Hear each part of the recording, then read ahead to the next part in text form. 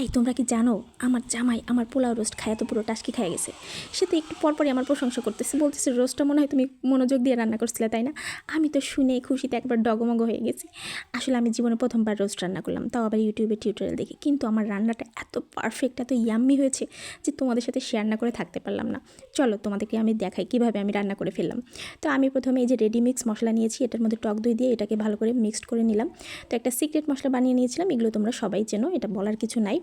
তো এই যে টেলে নিয়েছি, এরপর ব্লেন্ডার জারে একটু গুঁড়া করে নেব। তো তারপর চলে গেলাম, দেখো আমি না জানলে যা হয়, আমি কিন্তু রোস্টগুলোকে লবণ হলুদ দিয়ে মাখিয়ে রেখেছিলাম, পরে দেখলাম যে হলুদ দেওয়া নাই কোথাও। তো যাই হোক, কোনো ব্যাপার না। এরপর আমি রোস্টগুলোকে ভেজে নিয়েছি। তারপরে আমি এই যে অনেকগুলো করে পেঁয়াজ বেরেস্তা করছি, কারণ আমি পোলাও করব, আবার ডিমের কোরমা করব।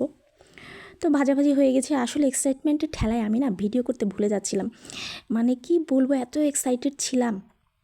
তো যাই হোক, রান্নাটা কিন্তু আমার একদম পারফেক্টলি হয়েছে। দেখো সব কিছু তোমরা কালার দেখেই বুঝতে পারছো কতটা ইয়াম্মি হয়েছে। রান্না করছি আর মনে মনে ভাবছি আজকে জামাইকে কোনো কমপ্লেন করতেই দেওয়া যাবে না।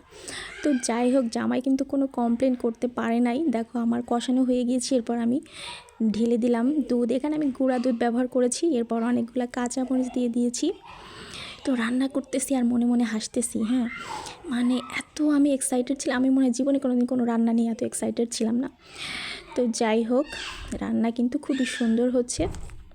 তো রান্না করতে করতে যেটা আমার মনে হলো যে রান্না কিন্তু খুব একটা কঠিন ব্যাপার না, আসলে একটু মনোযোগ থাকলে আর হচ্ছে একটু মানে যত্ন সহকারে রান্না করলেই কিন্তু হয়ে যায়। তো আমার রোস্ট দেখা একদম কমপ্লিট। এরপরে এই যে পোলাওটাও কিন্তু আমি রান্না করেছি, পোলাওটাও একদম পারফেক্ট হয়েছে। তো সব কিছুই ডান। দেখো কি মানে একদম ফাইনাল লুকটা দেখো কি সুন্দর হয়েছে। এরপরে আমার এই যে ডিমের কোরমা।